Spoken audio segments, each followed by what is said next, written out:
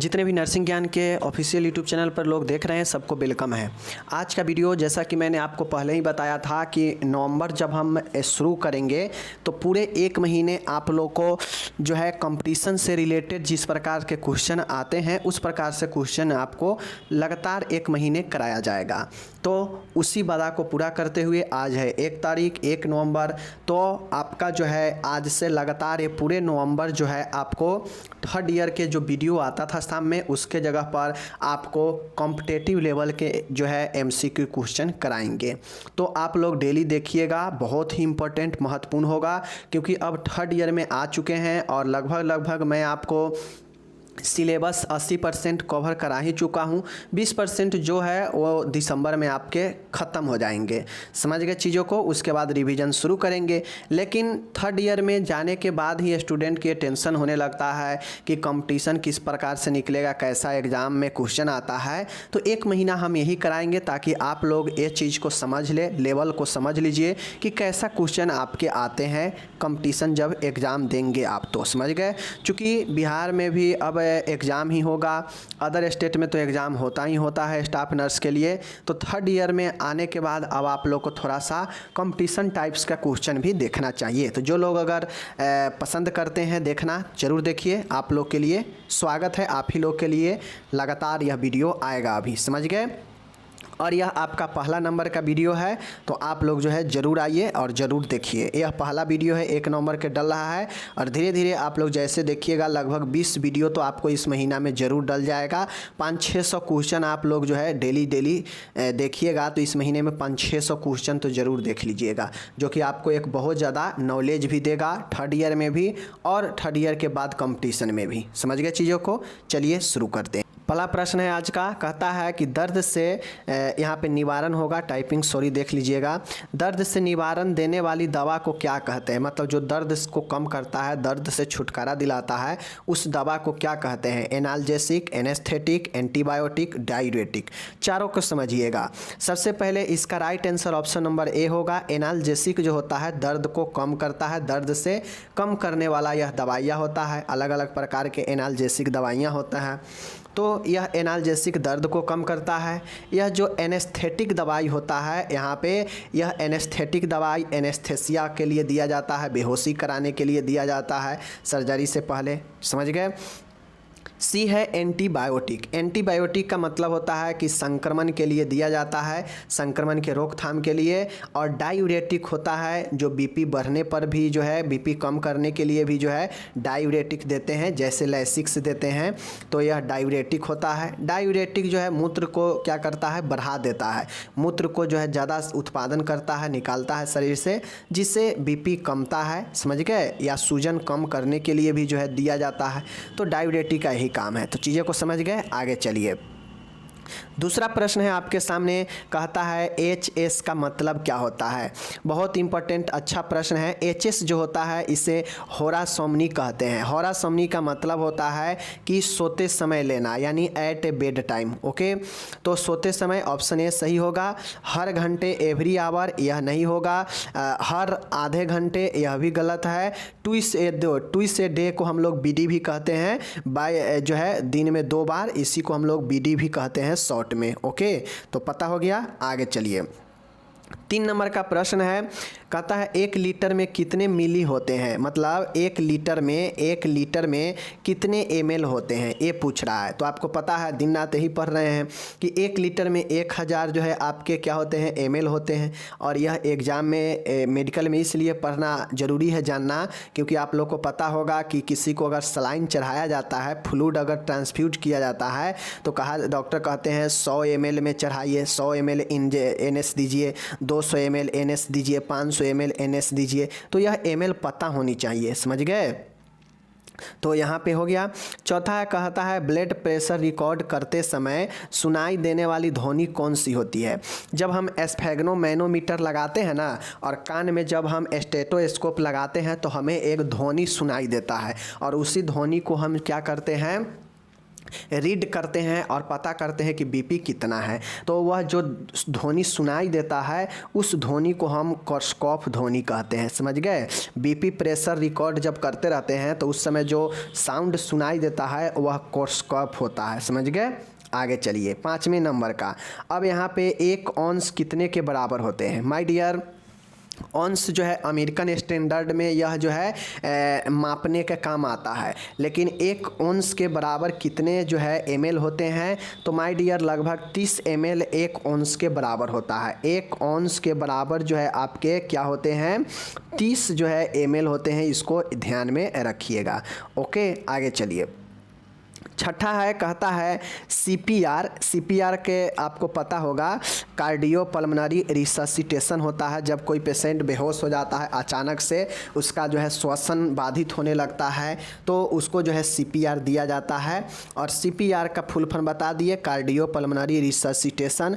कहता है इसमें कंप्रेशन यानी दबाव और वेंटिलेशन संवातन का कितना अनुपात होता है? तो एक एडल्ट को जब हम सीपीआर देते हैं ना, तो इसमें जो कंप्रेशन होना चाहिए, जो दबाव होना चाहिए वह 30 होना चाहिए, और जो वेंटिलेशन होना चाहिए वह 2 के अनुपात में होनी चाहिए। तो देखिए ऑप्शन 30 और 2 में कौन सा है? ऑप्शन ए है, तो यही राइट आंसर हो जाएगा। आगे चलिए। 7वां है, कहता है एनीमा देने में जो द्रव का इस्तेमाल होता है वह द्रव जो है एक एडल्ट के लिए कितने जो है क्वांटिटी में होनी चाहिए, कितनी मात्रा होनी चाहिए? तो एनीमा हम आप लोगों को पढ़ा चुके हैं पहले।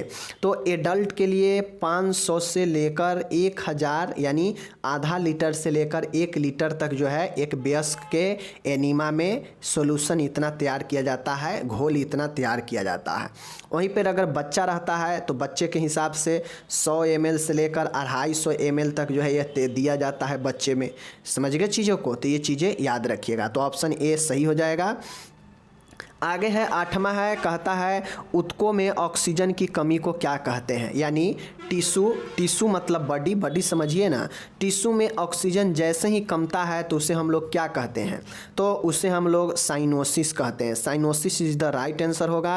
अब मैं आपको बता दूं, साइनोसिस को हम लोग देह नीलता भी कहते हैं। शरीर नीला पड़ने लगता है साइनोसिस में। अब नीला कब पड़ता है? तो जैसे ही ऑक्सीजन कमता है तो बॉडी में जो है नीलापन होने लगता है, और यही साइनोसिस होता है। ओके, रही बात एनोक्सिया की, तो ऑक्सीजन बिल्कुल नहीं मिल पाना, समझ गए ना। अनोक्सिया वह होता है जहाँ पे ऑक्सीजन बिल्कुल अनुपस्थित हो जाता है। समझ गए? व्यक्ति को ऑक्सीजन बिल्कुल न मिलना ही एनोक्सिया हो जाता है। समझ गए? एनोक्सेमिया का मतलब होता है कि रक्त में ऑक्सीजन का बिल्कुल ख़त्म हो जाना, अब अनुपस्थित होना। रक्त में, ब्लड में ऑक्सीजन न होना ही एनोक्सेमिया कहलाता है। ओके, उसके बाद है यहाँ पे देखिए साइनोसिस है, वही देह नीलता है, मैंने आपको बता ही दिया। तो ये सब चीज़ें समझिएगा। 9वां है, कहता है यूनिवर्सल डोनर, यूडी, सार्वभौमिक रक्तदाता। डोनर मतलब होता है देने वाला, तो यूनिवर्सल मतलब सार्वभौमिक रूप से जो रक्त देने वाला समूह होता है वह कौन सा होता है? ओ, ए बी। तो आपको पता होना चाहिए कि ऑप्शन ओ जो है, ए ऑप्शन राइट होगा। ओ जो होता है ओ ग्रुप के ब्लड वाला, वह सबको जो है रक्त दे सकता है। लेने की बात होगा तो सभी ग्रुप से लेने की क्षमता जो रखता है वह ए बी ग्रुप रखता है, और इसे यूनिवर्सल रेसिपेटर कहा जाता है, यानी सर्वग्राही कहा जाता है, सबसे ग्रहण कर सकता है। ओके, बाकी ए ग्रुप अलग है, बी ग्रुप अलग है, आप लोग को पता है, और कुल मिला के यही 4 ग्रुप होता है ब्लड का, आपको ये भी पता होनी चाहिए।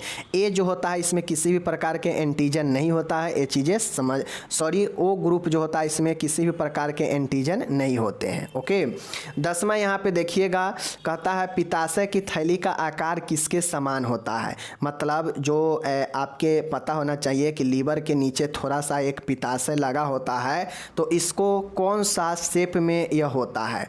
डोम शेप में, राउंड शेप में, ट्रायंगल शेप में, पियर शेप में? तो माय डियर पियर शेप में, नाशपाती के आकार में जो है आपके यह जो है आपके पित्ताशय यानी गाल ब्लैडर होता है। समझ गए? तो option number D right answer. आगे है 11 नंबर, बहुत अच्छा प्रश्न है। दांत के आंतरिक खोखले हिस्से को क्या कहते हैं? अब आपको दांत से जुड़ी हुई क्वेश्चन मैं बता देता हूँ। विटामिन जो सी होता है वह मसूड़ा के लिए काफ़ी अच्छा होता है, समझ गए, स्वस्थ रखने के लिए। उसके बाद बात किया जाए दांत में जो कैविटी लगता है, तो वह कैविटी दांत को क्या करता है, दांत को जो है खोखला करने लगता है। और जो दांत खोखला हो जाता है उसके आंतरिक भाग में, उसको हम लोग रूट कहते हैं, समझ गए। बाकी आप लोग को समझना चाहिए कि ये सब जो है दांत वाला हिस्सा जो है खोखला हिस्सा रूट होता है, जो कि आंतरिक हिस्सा होता है। ओके, आगे चलते हैं। इंजेक्शन द्वारा दिया जाने वाला गर्भ निरोधक है कंट्रासेप्शन। माय डियर, अब आप लोग को पता होगा माला एन हो, माला डी हो, ये सब जो है पिल्स के रूप में है, ये सब गोली के रूप में है और यह गर्भ निरोधक होता है। लेकिन माला डी तो गोली है, लेकिन उसके बाद बात किया जाए नोर प्लांट है जो एक बार जो है सर्जरी के द्वारा रख दिया जाता है और 5 साल 10 साल जो है आराम से यह चलता है। तो यह सब कोई दवाई नहीं है। लेकिन डीएमपी जो होता है यह एक इंजेक्शन होता है और यह डीएमपी इंजेक्शन के द्वारा दिया जाता है, जो गर्भ निरोधक के रूप में काम करता है। 13 नंबर का है, कहता है भोर कमेटी की नियुक्ति किस वर्ष में हुई थी? अब आपको मेहता कमेटी, भोर कमेटी, मुलादियर कमेटी, ये सब कमेटी जो है आपके नर्सिंग के लिए इम्पोर्टेंट है हेल्थ के सेक्टर में। तो भोर कमेटी का जो नियुक्ति किया गया था वह 1943 में जो है इंडियन गवर्नमेंट के द्वारा नियुक्ति किया गया था। तो इसको याद रखिएगा, अच्छा प्रश्न है। 14 नंबर का प्रश्न है, वह वर्ष जब एमटीपी अधिनियम पारित हुआ। एमटीपी आप लोग को पता है, मैं आप लोग को थर्ड ईयर में भी पढ़ा दिए थे, ठीक है ना। एमटीपी थर्ड ईयर में भी पढ़ाए थे और भी इससे पहले वाले वीडियो में भी आप लोग को पता है। तो जो एमटीपी होता है वह 1971 में यह एक्ट लाया था। इस एक्ट के तहत प्रावधान किया गया कि कोई भी एवर्सन करवाएगा तो वह जो है लीगल रूप से ही करवाएगा, अन्यथा उस पर कार्रवाई होगा। तो यह जो है गर्भपात कराने के लिए एमटीपी अधिनियम बहुत रोल निभाता है।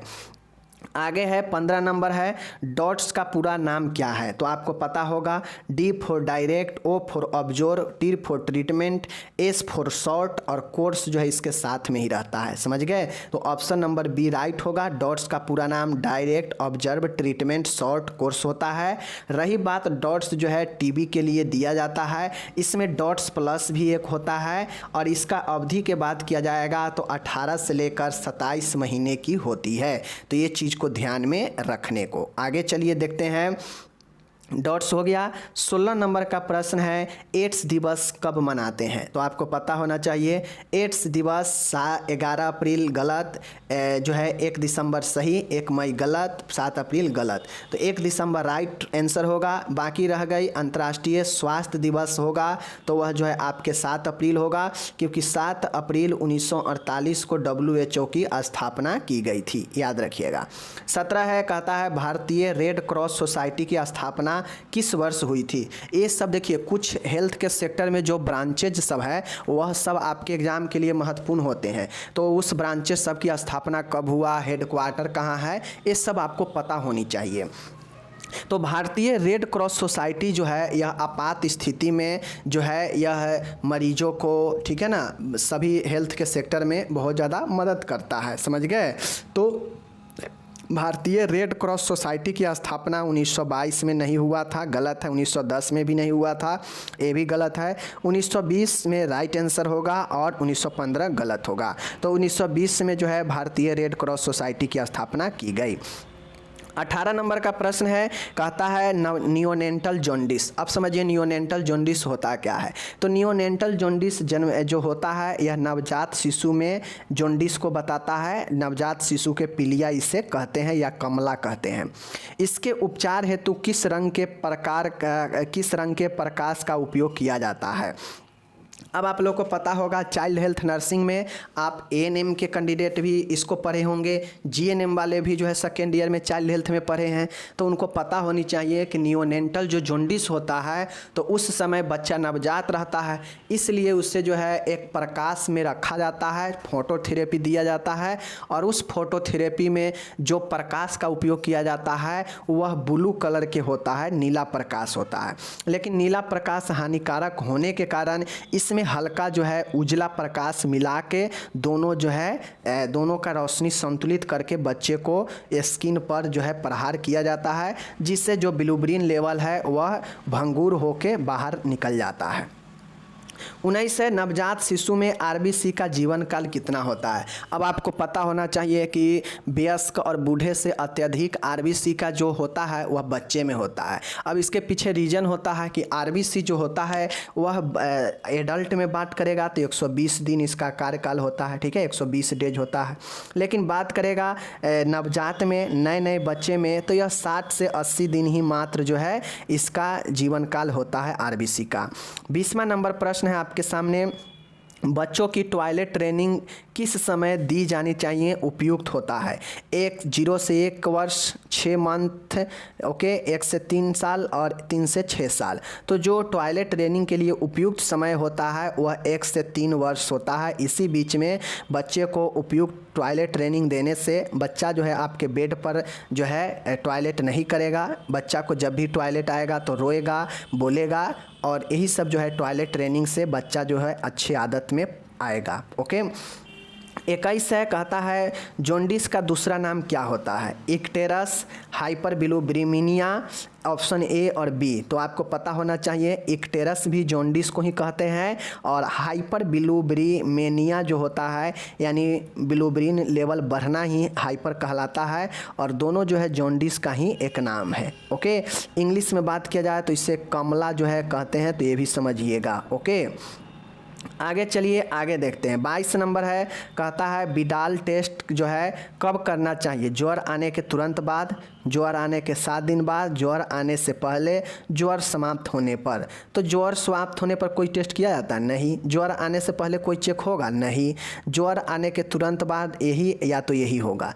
तो विडाल टाइफाइड का टेस्ट है, तो टाइफाइड फीवर जो आता है उसके 7 दिन, अगर 1 हफ्ता या मानिए 4-5 दिन से फीवर है तो टाइफाइड का टेस्ट करा सकते हैं लगभग 1 सप्ताह पर। ओके। 23 है, कार्य क्षमता तथा योग्यता का बढ़ना क्या कहलाता है। लॉजिकल प्रश्न है, समझिए। कार्य क्षमता, अब ये नहीं है कि पावर, समझ गए ना, पावर नहीं, कार्य क्षमता कि आपके अंदर इतना क्षमता आ गया है कि आप कोई कार्य को कर सकते हैं, कार्य करने की क्षमता, या फिर आपके अंदर इतना योग्यता है, आप योग्यवान हो चुके हैं कि आप जो है किसी भी चीज कार्य को हैंडल कर सकते हैं। तो कार्य क्षमता और योग्यता यह एक प्रकार से मेंटल जो है आपके स्टेटस को बताता है। तो यह एक प्रकार के वृद्धि से नहीं, विकास से रिलेटेड। वृद्धि मतलब होता है वजन बढ़ना, हाथ पैर की लंबाई बढ़ना, से समझ गए ना, शरीर का जो है हट्टा कट्ठा होना, ये सब वृद्धि में आता है। लेकिन विकास का मतलब होता है कि योग्यवान होना, एजुकेटेड होना, ठीक है, बुद्धि का बढ़ना, ये सब मेंटल जो है स्टेटस बढ़ना, ये सब जो है आपके विकास में आता है। तो कार्य क्षमता और योग्यता भी जो है विकास को ही दर्शाता है। तो इसलिए ऑप्शन जो है आपके 20 सही होंगे। आगे चलिए। 24 है, मासिक धर्म के साथ दर्द होना। अब हम लोग कहाँ पे आ चुके हैं? मैटरनल हेल्थ में आ चुके हैं। अब आपको लग रहा होगा कि मैं क्या करा रहा हूँ, तो माय डियर मिक्स क्वेश्चन इसीलिए करा रहे हैं ताकि आपको सभी चीज़ का नॉलेज हो। आपको एग्जाम में तो हर एक ईयर से पूछा जाएगा, हर एक सब्जेक्ट से पूछा जाएगा, एक सब्जेक्ट से तो पूछा नहीं जाएगा, इसलिए हम मिक्स क्वेश्चन करा रहे हैं। तो मासिक धर्म जो होता है ना, उसमें अगर दर्द होता है तो उसे एमेनोरिया कहते हैं, या मेनोपॉज कहते हैं, या डिसमेनोरिया कहते हैं, या मेनोरेजिया कहते हैं। तो माय डियर जो डिसमेनोरिया होता है यह डिफ़िकल्ट इन जो है आपके मासिक धर्म में दर्द होना, डिफ़िकल्ट होना, कठिनाई होना, डिसमेनोरिया होता है, और यही राइट आंसर होगा। रही बात मेनोपॉज होता है, यह आपके मासिक धर्म जो एक समय आता है जहाँ पे रुक जाता है तो वही मेनोपॉज कहलाता है 45 से 50 साल के एज में। एमेनोरिया होता है कि मासिक धर्म को अचानक से जो है रुक जाना, और यही जो है यह एक समस्या ही होता है, समझ गए। तो मासिक धर्म जो है यही आपके चीज़ें होता है, मैंने आपको डिटेल से बता दिया। 25 नंबर का प्रश्न है, अच्छा प्रश्न है। कोरियोनिक गोनेड्रोफ्रिन उत्पन्न होता है, कहाँ से उत्पन्न होता है? देख लीजिए, देख लीजिए कोरियोनिक गोनाडोट्रोफिन, ठीक है, ध्यान में रखिएगा, बहुत अच्छा प्रश्न है। कहता है कोरियोनिक गोनाडोट्रोफिन कहाँ से उत्पन्न होता है? तो साइटोट्रोफोब्लास्ट से, थायराइड ग्रंथि से, ओवरी से, गर्भाशय से। तो जो क्रोनियोनिक गोनाडोट्रोफिन जो होता है यह साइटोट्रोफोब्लास्ट से उत्पन्न होता है। ओके, बहुत अच्छा प्रश्न है। 26 नंबर का प्रश्न है, 8वें सप्ताह से आगे अत्यधिक रक्त संवहन के कारण, मतलब अत्यधिक ब्लड सर्कुलेशन के कारण योनि मार्ग यानी वैजिनल मार्ग जो होता है वहाँ के लेटरल फॉर्निक्स में बढ़ी हुई धड़कनें यानी स्पंदन महसूस की जा सकती है। इसे क्या कहते हैं? माय डियर, जब प्रेगनेंसी का 8 सप्ताह हो जाता है या इससे ज़्यादा हो जाता है तो जो योनि मार्ग होता है ना वहाँ पे एक फॉर्निक्स होता है, समझ गए। उस फॉर्निक्स में स्पंदन जो है अत्यधिक महसूस होने लगता है 8वें सप्ताह या इससे अधिक होने पर। तो इससे बढ़ी हुई धड़कन को हम क्या नाम से जानते हैं? तो आप लोग को मैं पढ़ाया था, हेर्निक्स साइन, जैकमियर साइन, या फिर आपके गुडविल साइन या ओसिएंडर साइन। तो मैंने आपको पढ़ा दिया था कि ओसिएंडर साइन जो होता है यह स्पंदन को बताता है, समझ गए। यह जो है स्पंदन को बताता है कहाँ पे? फॉर्निक्स में, समझ गए। फॉर्निक्स में बढ़ी हुई स्पंदन को बताता है।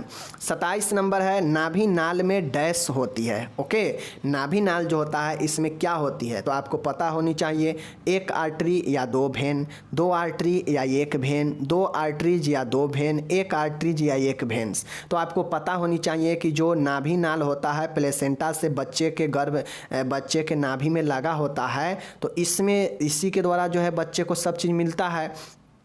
तो इसमें जो है दो आर्टरीज होते हैं और एक भेन होता है, यानी कुल 3 जो है आपके ब्लड वेसल्स होता है। इसमें 2 आर्टरीज और एक भेन होता है। ओके, याद रखिएगा। जबकि आपको पता होनी चाहिए शुद्ध ब्लड का जो बच्चा में मिलता है वह भेन के द्वारा मिलता है, और आर्टरी जो है अशुद्ध ब्लड को फिर से प्लेसेंटा के तरफ लाता है शुद्धिकरण के लिए। तो ये चीज़ें समझिएगा। 28 है, कहता है इंडियन लुनेसी एक्ट कब लागू हुआ? अब आपको पता होना चाहिए इंडियन लुनेसी एक्ट का मतलब होता है कि यह आपके मेंटल हेल्थ के क्षेत्र में जो है मेंटल हेल्थ हॉस्पिटल हो गया, मेंटल हेल्थ को अच्छा बनाने के लिए यह जो है एक्ट आया, और यह एक्ट मेंटल हेल्थ के क्षेत्र में काम करता है। तो इंडियन लुनेसी एक्ट जो है 1912, 30, 18, 24, 1912 में यह एक्ट आया, इसको याद रखिएगा। 29 नंबर का प्रश्न है आपके सामने, किसी बाह्य वस्तु अथवा स्थिति का गलत अर्थ लगा लेना क्या कहलाता है? माय डियर, कोई बाह्य वस्तु है, समझ गए, उसका स्थिति का अगर आप गलत अर्थ लगा लेते हैं तो उसको क्या कहते हैं? मतलब सामने कोई वस्तु रखा है, समझ गए, और वह वस्तु जो है आपको, जैसे मानिए सामने रस्सी रखा हुआ है, समझ गए, रस्सी रखा हुआ है। अब रस्सी रखा हुआ है लेकिन आपको लग रहा है कि वो सांप है। सामने अंधेरे में पेड़ खड़ा है लेकिन आपको लग रहा है कि वहाँ पे कोई परछाई है, भूत है। तो ये क्या हो जाएगा? यह एक प्रकार का भ्रम होता है, समझ गए। तो ऑप्शन नंबर ए जो है राइट आंसर होगा कि किसी वस्तु के बारे में गलत अर्थ लगा लेना ही भ्रम में आता है, समझ गए। तो option number A right answer होगा। बाकी 30 नंबर का है कि नींद में होने वाले भ्रम को क्या कहते हैं? नींद में होने वाले भ्रम को क्या कहते हैं? तो माय डियर, अगर नींद में किसी को कोई भ्रम होता है, जैसे विचलित होना, नींद में कुछ जो है देखना, भ्रम होना, तो यहाँ पे हिप्नोगोगिक भ्रम होता है। इसे हिप्नोगोगिक भ्रम कहते हैं। क्या कहते हैं? नींद में होने वाले भ्रम को हिप्नोगोगिक भ्रम कहते हैं। ओके, याद रखिएगा। 31 है, खुले स्थान के डर को क्या कहते हैं? अगर किसी व्यक्ति को खुले स्थान में जाने से भीड़ भाड़ से डर लगता है तो उससे हम लोग क्या कहते हैं? एल्गोफोबिया, जेनोफोबिया, एगोराफोबिया और एक्रोफोबिया। तो राइट आंसर एगोराफोबिया होगा। एगोराफोबिया में खुले स्थान से व्यक्ति को डर लगता है, खुले स्थान में घर से बाहर जाने में व्यक्ति डरता है, तो उसे एगारोफोबिया कहते हैं। जेनोफोबिया होता है जो अजनबी व्यक्तियों से मिलने में डर लगता है, समझ गए। तो यही जो है, और एक्रोफोबिया जो होता है यह ऊंचाई से डर लगता है। जब व्यक्ति ऊंचाई पर चढ़ जाता है तो उसको जो डर लगने लगता है तो वह एक्रोफोबिया होता है, ठीक है, एक्रोफोबिया। और एग्रोफोबिया जो होता है वह जो है खुले स्थान से डर होता है। तो इस प्रकार से मैंने आपको कुल 31 प्रश्न मैंने आपको बता दिया। 31 प्रश्न मैंने आपको कंप्लीट करा दिया।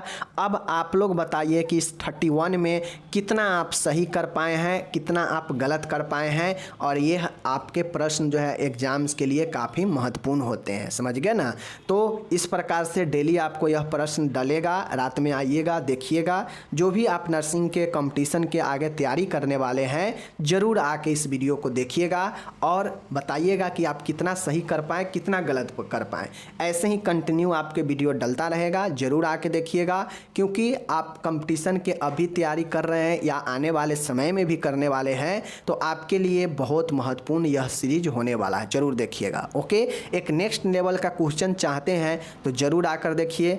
अगर आप चाहते हैं कि जो पढ़ाई को पढ़ते रहें तो उसके लिए तो बहुत सारा चैनल है जहाँ पे मिल जाएगा। ठीक है, हम मिलते हैं आपसे अगले वीडियो में। अपना ख्याल रखिएगा, धन्यवाद।